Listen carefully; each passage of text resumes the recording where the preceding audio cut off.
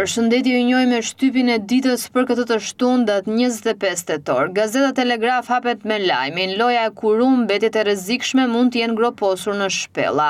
Zbardhet projekti për reformën zgjedhore dhe atë territoriale, pritet të vuloset nga Kuvendi 5 bashki hyjnë në zgjedhje. Në gazetën Dita mund të lexoni pengje të verbër: shtiren sikur më në favor të tyre është raporti OSBE-ut dirë sesa bilanci goditjeve që SPAK po jep qeverisë në vazhdimsi me hetimet e figurave të larta të saj.